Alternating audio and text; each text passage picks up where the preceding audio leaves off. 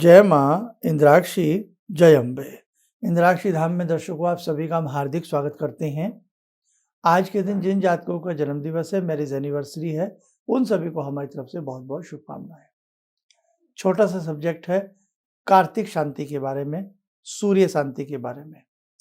कार्तिक मास में जन्मे जातकों का सूर्य नीच राशि में चला जाता है, उन्हें कार्तिक शांति करा लेनी चाहिए।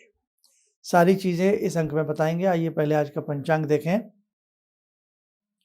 2 नवंबर सन 2023, दिन बृहस्पतिवार, संवत 2080, कार्तिक मास, कृष्ण पक्ष, तिथि आज पंचमी है, नक्षत्र आर्द्रा, राहु काल 1:30 से 3, दिशा शूल दक्षिण दिशा। सूर्य प्राणों के भी कारक हैं, सूर्य आत्मा के भी कारक हैं, सूर्य पिता के भी कारक हैं, सूर्य नवग्रहों के राजा हैं, सूर्य यश कीर्ति के द्योतक हैं, सूर्य अच्छी जॉब के, अच्छे प्रमोशन के भी स्वामी हैं। इसलिए मेरे साथियों, सूर्य नीच नहीं होने चाहिए। कार्तिक मास में जो भी बच्चे पहले जन्मे हैं या इस कार्तिक मास में जो बच्चे जन्म रहे हैं, उनके लिए कार्तिक शांति बनती है। कार्तिक शांति में विशेष प्रकार से सूर्य के मंत्र का जप कराया जाता है और सूर्य का ही यज्ञ कराया जाता है। आपके बच्चों की कहीं कुंडली में कार्तिक दोष तो नहीं, यानी कि कार्तिक शांति तो नहीं लिखी। आप ध्यान से देखिए या सोचिए, आपके बच्चे की प्रमोशन रुकी है, या आपकी प्रमोशन रुकी है, या आपका कोई कार्य नहीं बन पा रहा है, या आपके सूर्य पूर्णतः आपको फल नहीं दे पा रहे हैं, तो ध्यान रखें, आप विचार करें कहीं आपका या आपके बच्चे का जन्म कार्तिक के मास का तो नहीं है। अगर कार्तिक मास में आपके बच्चे का जन्म हुआ है तो आप अपने बच्चों के लिए, या आपका कार्तिक मास में जन्म हुआ है तो कार्तिक शांति अपने लिए जरूर कराइए। दूसरा पहलू, कार्तिक शांति हमेशा कार्तिक मास में ही होती है। ये नहीं कि इसे कभी भी हम करा लें, साल में किसी भी महीने में करा लें। तो कार्तिक शांति जब भी होगी वो कार्तिक के महीने में ही होगी, ये आप ध्यान रखना। जैसे अब कार्तिक का मास चल रहा है तो कार्तिक शांति कार्तिक के महीने में ही होती है।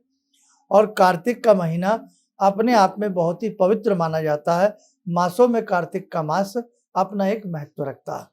कार्तिक में तुलसी पूजा, कार्तिक में कार्तिक का व्रत, कार्तिक में सुबह सुबह कार्तिक का स्नान अपने आप में गरिमा पूर्ण होता है और नाना भांति के व्यक्ति को पुण्य की प्राप्ति कराने वाला होता है।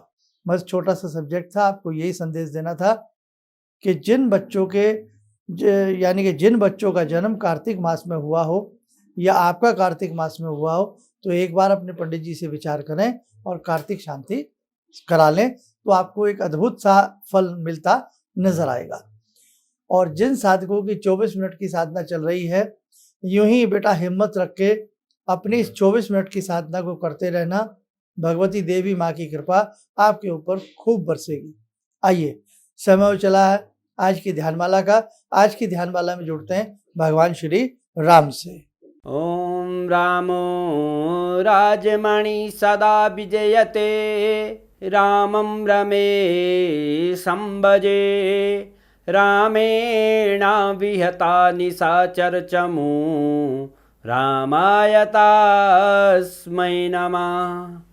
रामानास्ति परायणं परतरं, रामस्य दासोऽम्यहम्।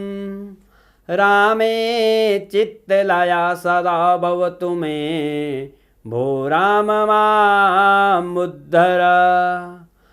राम रामेति रामेति, रमे रामे मनोरमे, सहस्रनाम तत्तुल्यं, राम नाम वरानने।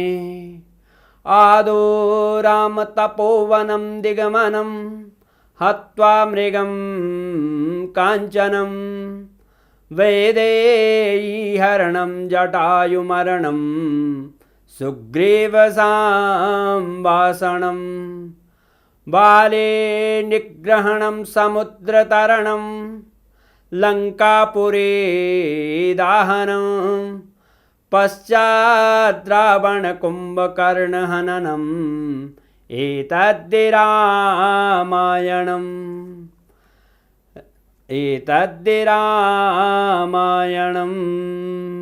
कवच बना लें, ध्यान करें, राम जी का शुभ आशीष हम सबके ऊपर बरस रहा है।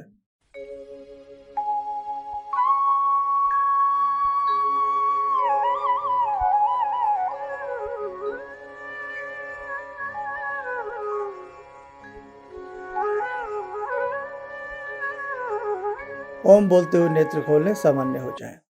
तो साधकों, आपके लिए छोटा सा विषय था कार्तिक शांति का महत्व। तो इसलिए आपको कार्तिक शांति पर गौर रखना चाहिए। जिन बच्चों का अच्छे से विकास नहीं हो पाता, तरक्की नहीं हो पाती या स्वास्थ्य से कमज़ोर रहते हैं, तो देखा जाता है कुंडली में उनके सूर्य कहाँ पर हैं और उनका जन्म कार्तिक मास का है। जिनके पास जन्म पत्रिकाएं ना हो या समय का ना पता हो, तो इतना तो हमें पता ही होता है कि हमारा जन्म या हमारे बच्चे का बच्ची का जन्म कार्तिक के महीने में हुआ, इतना तो आपको पता ही होता है। तो उस स्थिति में भी हमें भले ही चाहे आपके पास कुंडली ना हो, कार्तिक शांति करा लेनी चाहिए। और बाकी और अधिक डिटेल के लिए आप किसी भी मर्मज्ञ को अपने हाथ की रेखाएं दिखा लीजिए। हाथ की रेखा देखकर भी बहुत सारी बातें पता लग जाती हैं। आप क्यों परेशान हैं, क्या कारण है आपकी परेशानियों का, और उसके हिसाब से आपको विशेष मंत्र पढ़ने होते हैं, विशेष दान करना होता है, तो जीवन में तरक्की ज़रूर आती है। उसी प्रकार से कई बार छोटी सी बात कार्तिक शांति पर ही कई बार कुछ चीज़ें रुक कर के रह जाती हैं। इसलिए आप ये छोटे छोटे उपाय, ज्योतिषीय उपाय जीवन में करके देखें, आपको विशेष लाभ मिलेगा। पुनः चलते चलते कहेंगे कि जो साधक 24 मिनट की साधना में है, आपको किसी प्रकार के भय की जरूरत नहीं है। साधक को किसी भी ऐसी विशेष शांति की आवश्यकता नहीं होती है। साधक तो साधना से ही अपने सारे कार्यों को पूर्ण कर लेता है। चलिए, आप सब स्वस्थ रहें, सुखी रहें। इन्हीं शुभकामनाओं के साथ हम अपनी वाणी को विराम देते हैं। जय जय अम्बे। मेरी बार बार आंखों की नाड़ी फट जाती थी, तो डॉक्टर ने मेरे को बोला कि ये कैसे हो गया। मेरे 30 साल की प्रैक्टिस में कभी भी इस आंख की रोशनी चली गई थी, तो वो मैं मंत्र करती थी, आपने मेरे को बताया था, तो उस मंत्र से मेरी रोशनी वापस आ गई। मेरे को काला मोतियाबिंद है, तो हाँ अब ठीक है, इस रोशनी आँख में आ गई।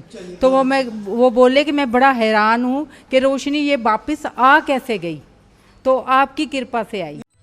किसी भी समस्या के समाधान के लिए मिले प्रसिद्ध हस्तरेखा एवं वास्तु विशेषज्ञ प्रोफेसर धर्मेंद्र शर्मा जी से।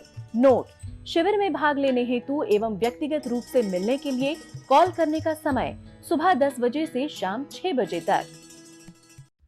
हमारे विभिन्न ज्ञानवर्धक कार्यक्रम देखने के लिए आप हमें अभी सब्सक्राइब करें, बेल आइकन को प्रेस करें ताकि आप देख सकें हमारा कार्यक्रम सबसे पहले। और अधिक जानकारी के लिए फेसबुक पेज को लाइक करना न भूलें।